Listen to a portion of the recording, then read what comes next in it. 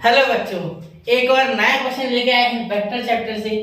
यहाँ आप देख सकते हैं कि हमें बोला गया है कि ये तीन जो वेक्टर्स है, ठीक है, ये एक वेक्टर, ये एक वेक्टर, ये एक वेक्टर, ये तीन वेक्टर कोप्लेनर है। तो हमें निकालना है वैल्यू ऑफ ए, ठीक है।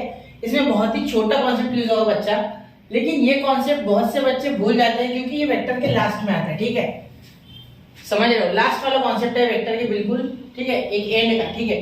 तो देखना, जब भी आपको दो वेक्टर कोप्लेनर दिए जाए, ठीक है, तो समझ लेना कि उनका जो स्केलर ट्रिपल प्रोडक्ट होगा दैट इज जीरो। अब आप बोलोगे what is scalar triple product sir? तो देखो बच्चा, ये होता है scalar triple product, A dot A bar dot B bar cross C bar, ठीक है, ऐसे लिखोगे। या इसे दूसरे तरीके से लिखा जाता है box product, A bar B bar and C bar, ठीक है। तो इसे आप लिख सकते हैं equal to zero if three vectors are coplanar, if three vectors are coplanar, ठीक है बच्चा।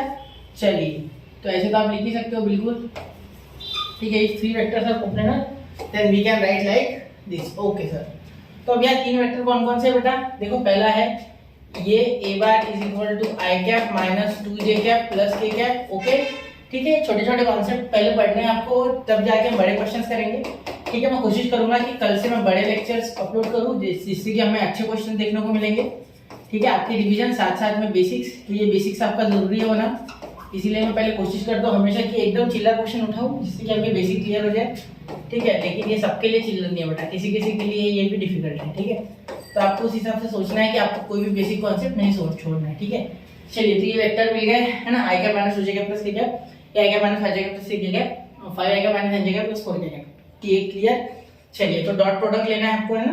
तो पहले क्रॉस, तो बी बार क्रॉस सी बार, और इसको लिखने का और एक तरीका होता है ये, ठीक है। तो अगर आप इसे लिखते हो तो भी चलेगा, या आप इसे लिखते हो तो भी चलेगा, ठीक है। इसके इक्वल ये भी ले सकते हो, A bar dot B bar cross C bar, ठीक है, दोनों इक्वल है। और आप यहाँ लिख सकते हो a1 a2 a3 b1 b2 b3, ठीक है, ऐसे लिख सकते हो।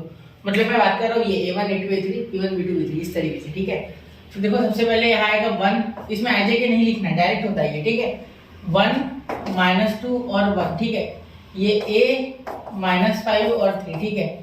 ये 5 -9 और 4, ठीक है।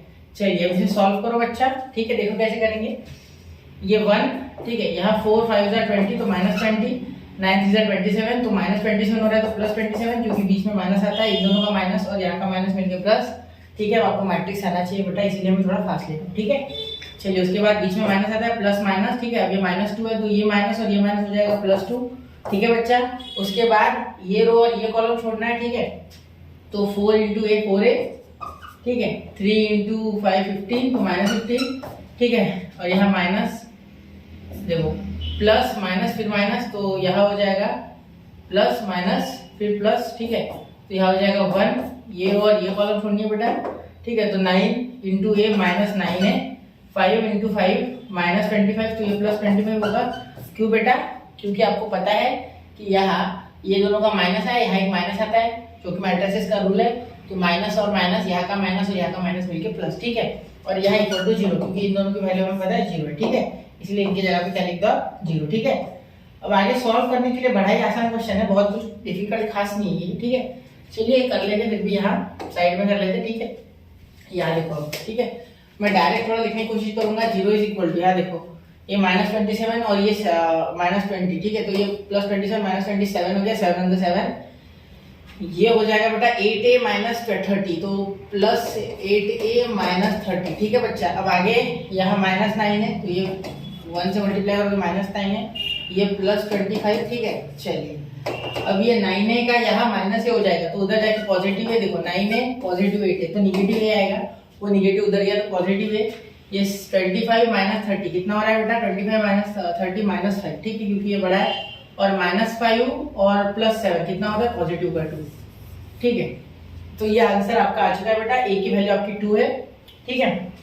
कैलकुलेशन आपको करना है, कॉन्सेप्ट इतना याद रखना है, if three vectors are coplanar then their scalar triple product is 0 as we have shown here, ठीक है बच्चा।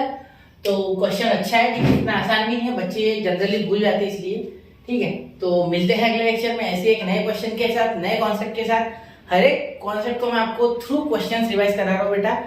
कोई बच्चा बोल रहा है कि सर आप पूरा कोर्स क्यों नहीं बनाते, डायरेक्टली पूरे लेक्चर क्यों नहीं बनाते? बेटा 2 से 3 घंटे का लेक्चर बनेगा और प्रॉब्लम ऐसा है कि फिलहाल बच्चों के पास इतना समय नहीं है, ठीक है। बहुत कुछ जानता है बच्चा, लेकिन कहीं कहीं किसी किसी क्वेश्चन में छोटे छोटे स्टेप्स पे अटकता है, तो वो अटकना नहीं चाहिए, इसलिए मैं क्वेश्चन आपको दे रहा हूँ, ठीक है। आईएमपी वाले पूरे, और टेंशन मतलब सीटी में बैच लॉन्च करेंगे जो कि 1 मार्च से हो जाएगा कंडक्ट। मैं कोशिश कर रहा हूँ कि 25 फेब से चालू कर दूं, तो आपको बाकी पेपर देना है, कोई दिक्कत नहीं है, आप मत करना हो। मैं आपको सिर्फ अपलोड करूंगा, मैं जब भी आपको काम पड़े तो आप देखना, ठीक है। तो सीटी का पूरा कोर्स मेरे तरफ से आपको, ठीक है, पूरा जितना भी सीटी का मटेरियल है पूरा मिलेगा मैथ्स का, ठीक है।